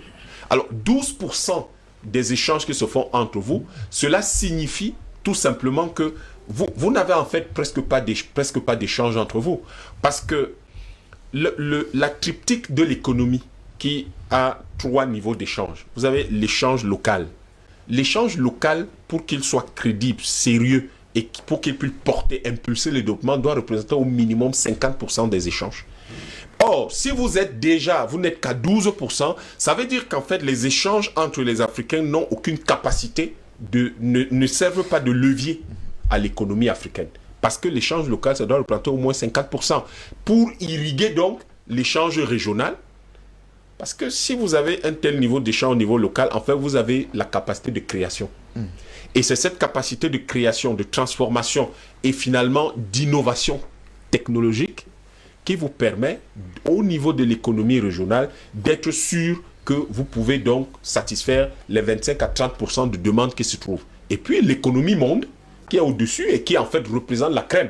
Parce qu'en fait, vous n'exporterez pas les choses de tous les jours. Vous allez généralement exporter les choses, disons, exotiques pour les autres ou les choses absolument nécessaires pour les autres qui représentent un avantage comparatif sérieux qui leur permettent à eux de satisfaire un besoin qu'ils ne peuvent pas, que leur économie locale ne peut pas satisfaire.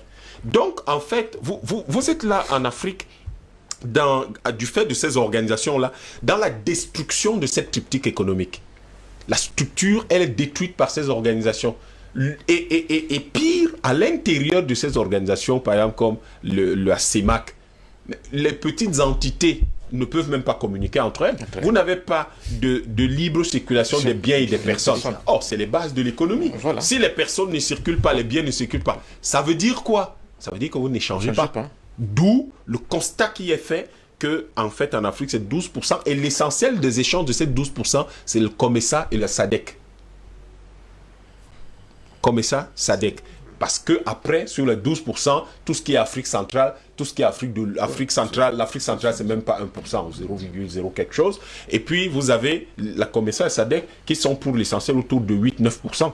Donc, le reste de l'Afrique n'échange pratiquement pas. Les Arabes en haut, là-bas, dans le Maghreb, ne se parlent pas. Donc, c'est un gros problème. On ne sait même pas très bien qu'est-ce que les gens s'imaginent. Donc, au bout du compte, en fait, la ZLECAf servira donc à quoi? À quoi si déjà on n'arrive pas? Et la philosophie même à la base de la ZLECAf est quand même quelque chose de problématique. D'autant plus que c'est porté par un président, là, dans le cas d'espèce en ce moment, par un président dont le pays est quand même symptomatique de cette division de l'Afrique.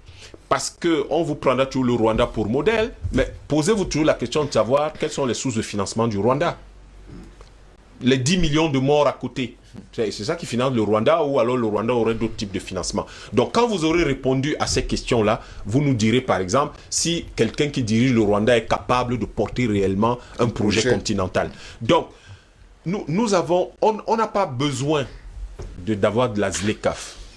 On a besoin de reprendre les fondamentaux du projet de Garvey, du projet de Kwame Nkrumah, auquel avaient adhéré les gens comme les Umnyovo et les Lumumba, ou les Amilcar Cabral, les Samora Machel, ou les Augustin Neto, de reprendre les fondamentaux du rafraîchissement de Kadhafi, et donc de poser sur la table, en réalité, ce qui paraît évident et logique, cohérent avec si vous voulez, avec la recherche d'une place normale de l'Afrique dans le monde actuel, à savoir les États-Unis d'Afrique.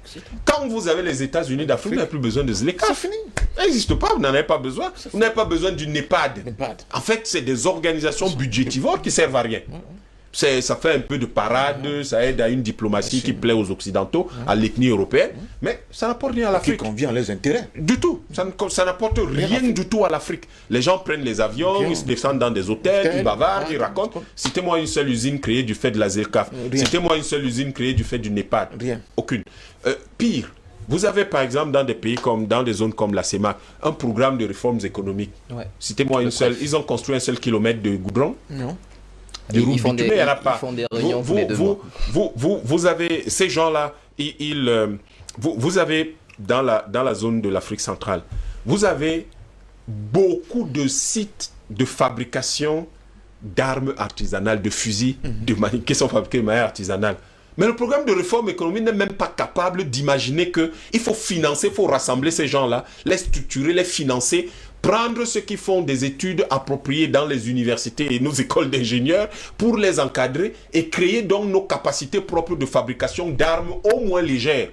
Ce qui permettrait à la région Afrique centrale de soulager un peu notre solde extérieur, c'est-à-dire en fait de nous permettre d'utiliser moins de devises, puisque nous produisions ça localement. Nous savons produire la poudre à canon, nous savons fabriquer des armes artisanales, mais pourquoi est-ce que même pour les simples pistolets de nos policiers, nous sommes obligés de prendre nos devises et importer ces choses-là?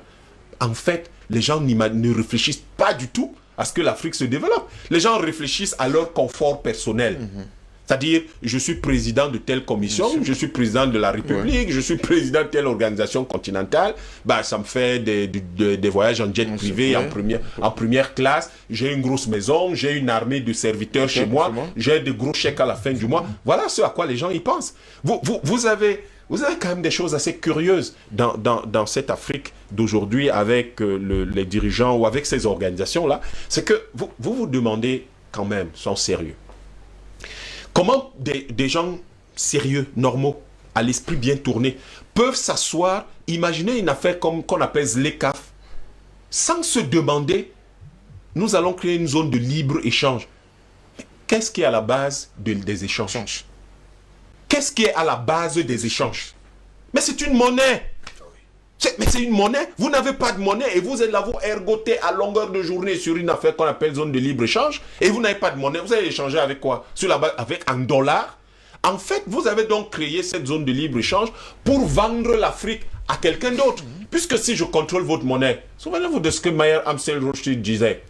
Je me fous de ce qui fait les lois dans un pays tant que je contrôle la monnaie. Donc, vous avez pris cette affaire et vous dites qu'à l'intérieur de l'Afrique, pour que le Cameroun puisse commercer avec le Swaziland, pour que le Maroc puisse commercer avec la Tanzanie, pour que la Namibie puisse commercer avec l'Éthiopie, on va utiliser le dollar. Donc, en fait, vous avez vendu l'Afrique aux Américains.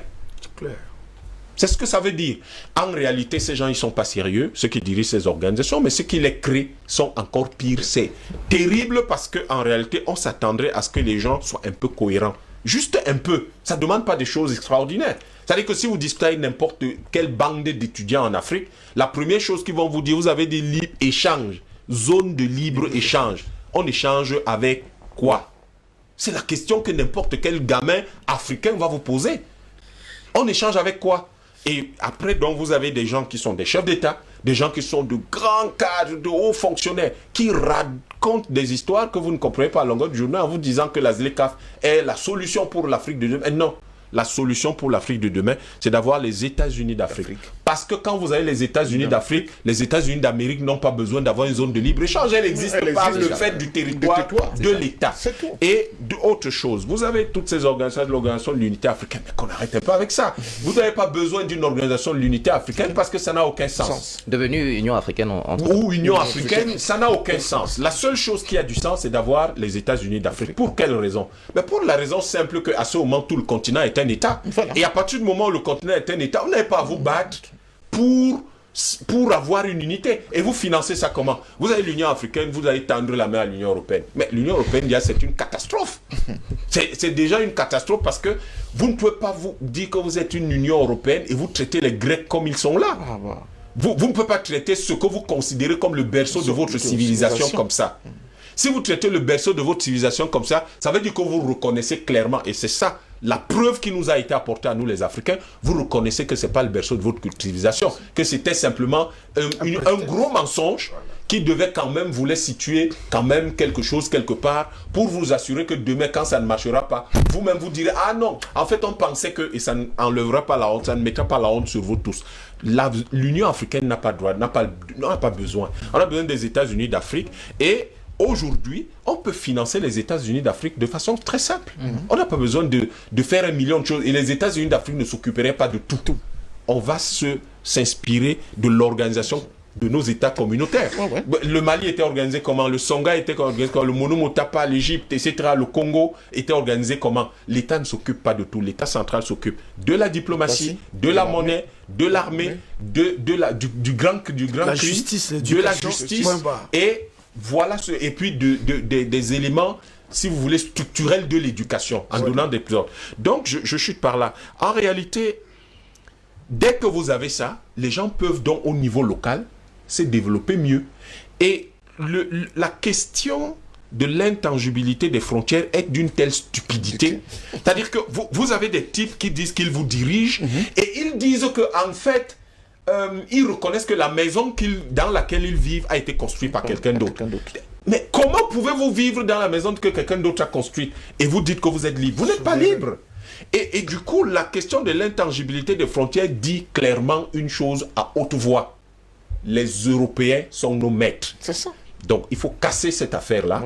Et en la cassant, nous créons notre maison, la maison de l'Afrique. Et la maison de l'Afrique permet donc que, face à l'ethnie européenne, nous ayons l'ethnie africaine qui a toujours existé. Et cette ethnie africaine-là, elle est d'une puissance et d'une capacité intellectuelle et scientifique inimaginable. Mais les seuls qui ne le savent pas, c'est les Africains d'aujourd'hui. Les Européens, eux, qui ont pris la peine d'étudier l'Afrique, savent que c'est comme ça. La seule chose qui leur échappe, c'est les aspects culturels. Donc, en fait, en conclusion, ce que je vais vous dire, c'est que ces organisations-là, il faut les tuer. Nous n'avons besoin que d'une seule organisation. Et le potentiel économique de notre continent, 1,5 milliard de consommateurs. Regardez comment c'est éclaté. C'est cet éclatement qui fait que nous n'en tirons pas tout le bénéfice. Vous avez dans l'économie, d'un côté les ressources naturelles, vous êtes les plus riches et on peut venir piller vos ressources humaines, vous produisez plus de valeur ajoutée que le reste du monde, mais vous êtes quand même pauvre. Les ressources humaines, vous avez du mal à les développer parce que la valeur ajoutée que vous produisez n'est pas réinvestie sur ces ressources humaines. Et le capital généré par toute l'activité dans votre continent, eh bien, ce capital-là vous échappe via des choses comme le franc CFA, via des choses comme l'évasion fiscale des multinationales, et via le fait que personne, au fond, ne contrôle comment l'économie est gérée chez vous, et les multinationales s'en donnent en cœur joie. Donc, dommage, nous n'avons pas besoin de ces organisations. Ces organisations qui desservent l'Afrique devraient être dissoutes. Dr Yam l'a expliqué pourquoi et comment l'avènement d'une unité africaine se fera avec les États-Unis d'Afrique. On l'a bien compris. On va sortir avec vous, Dr Benikri. C'est un autre chantier sur lequel l'Afrique devrait peut-être se présenter et se présenter fortement, c'est la défense. Parce que après avoir compris qu'il faut développer économiquement et politiquement, il va falloir défendre ces différents acquis. Le Cameroun a renouvelé récemment ses accords de défense avec la Russie. De l'autre côté, au Mali, c'est plutôt la rupture des accords de défense avec la France. L'Afrique a-t-elle besoin justement de ses partenaires extérieurs pour assurer sa défense? Bon, la question est complexe et la réponse pourrait être scindée en 2-3 petites parties pour essayer de comprendre un peu, mettre en corrélation les différents éléments qui concourent justement à ces accords de défense. Déjà, je pense... Et on va y aller au pas de course, le temps nous tient à la côte malheureusement. Je pense sincèrement que l'Afrique a 2 problèmes majeurs. Je le pense sincèrement. Il y en a 3, mais j'en parle beaucoup plus de 2. Premier problème, c'est les problèmes... la libération de l'Afrique ne peut être politique parce que nous dépendons d'un système qui nous brûle depuis bien avant que nos États soient des États. Parce que ces États-là ont été le fruit de ce système-là qui nous a été imposé, qu'on appelait la colonisation et tout. Donc, l'Afrique d'aujourd'hui est la conséquence de cette vision occidentale du monde. Donc, le problème fondamental de l'Afrique est systémique. Voyez-vous, c'est tout ce qui fait qu'on parle des accords de défense, des partenariats, de développement et tout. Ce sont des conneries qui sont en réalité les rouages de ce système dont nous sommes victimes depuis la nuit des temps. Et si nous ne sortons pas de ces systèmes-là, nous n'arriverons pas à résoudre les problèmes. Voyez-vous? Donc il faut résoudre les problèmes à la base. Pour y arriver, nous avons besoin d'une véritable révolution systémique qui va reposer 2 questions fondamentales aussi. La question culturelle de qui nous sommes et la question spirituelle, notre relation avec nos ascendants, notre relation avec on parle de la cosmogonie en réalité, notre rapport dans les temps, qui nous sommes et notre trajectoire, à quelle incidence dans l'histoire. Puisque quand on dit que nous sommes le berceau de la civilisation, le berceau de l'humanité, spirituellement c'est énorme, on ne sait pas de quoi nous parlons. Ça dit que nous portons les autres. Et la preuve, c'est que les autres ne peuvent pas vivre sans nous. Mais comment est-ce que nous, avec les autres, on n'arrive pas à vivre? Ce sont des questions très sensibles auxquelles les élites africaines, malheureusement, ne réfléchissent pas. Parce que avant qu'on parle des accords de défense, et revenons juste un peu en arrière, revenons seulement en arrière, on ne peut pas vivre en autarcie, nous les Africains, parce que depuis l'Égypte antique, il y avait une diversité énorme de peuples sur nos sols en Afrique. On connaissait les autres peuples. Je ne vais pas parler de ce que la Bible nous relate, par exemple, lorsque les Juifs sont venus ici en Afrique et d'autres livres qui nous parlent de la cohabitation pacifique, qui est même pas une invention africaine, mais une donnée culturelle de l'Afrique. Parce que dans nos villages, par exemple, vous allez trouver, moi je parle de nos villages, nous le Bantou, vous allez trouver, quand ils préparaient la nourriture, on laissait toujours une partie pour l'étranger, dont on n'a pas vu. Dès que l'étranger peut passer, il ne faut pas qu'il manque là où dormir ni à manger. Donc cette hospitalité légendaire, nous n'avons pas pu tirer bénéfice de ça, et les autres en ont profité pour nous affaiblir et pour nous diviser. Voyez-vous. Alors, on doit revoir d'abord notre rapport à notre espace géographique, ce qu'on appelle l'espace vital. C'est très important. Quel est le rapport de l'Africain avec l'Afrique? Mais c'est comme si l'Africain ne porte pas son continent. Regardons seulement culturellement notre même conception de l'Afrique d'aujourd'hui. Nous sommes déconnectés de ce que nous sommes déconnectés de notre espace de vie, et c'est difficile que nous puissions revaloriser cet espace de vie que nous ne portons pas, et que nous estimons qu'il ne nous porte plus, parce que l'Afrique semble nous avoir rejetés, alors qu'en réalité, ce sont des systèmes politiques établis par ces systèmes-là, impériaux, qui conditionnent cet état de vie. Mais il faut donc une révolution profonde et forte. Voilà pourquoi je suis d'accord avec Parfait quand il dit les États-Unis d'Afrique maintenant. Il n'y a pas à réfléchir. Il y a des entités qu'il faut abolir simplement.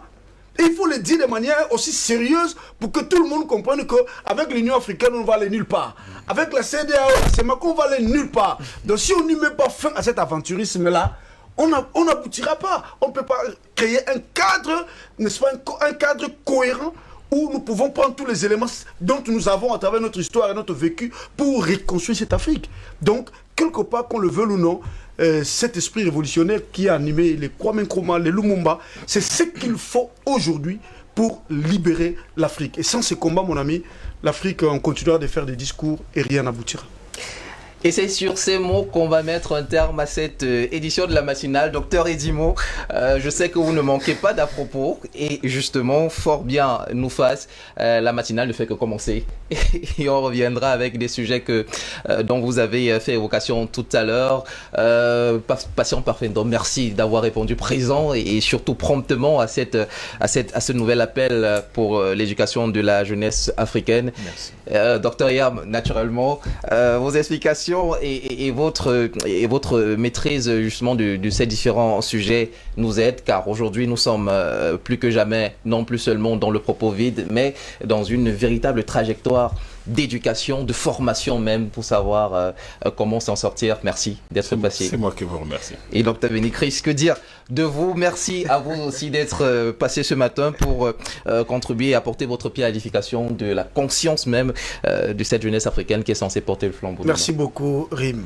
Et à vous, chers téléspectateurs, que dirons-nous si ce n'est merci de votre fidélité. Votre programme DBS Matin reprend donc de plus belle. Demain, nous serons encore là à partir de 7 h. On rappelle qu'aujourd'hui, 9 mai 2022, on célébrait le 77e anniversaire de la fin de la guerre, ou alors de la reddition de l'Allemagne. Comme les uns et les autres l'ont dit ici, un devoir de mémoire s'impose, un retour même aux sources historiques de l'Afrique pour une reconnaissance de ce que les Africains ont fait dans cette guerre, mais plus encore de ce que l'Afrique doit être aujourd'hui et de ce qu'elle pourrait être demain.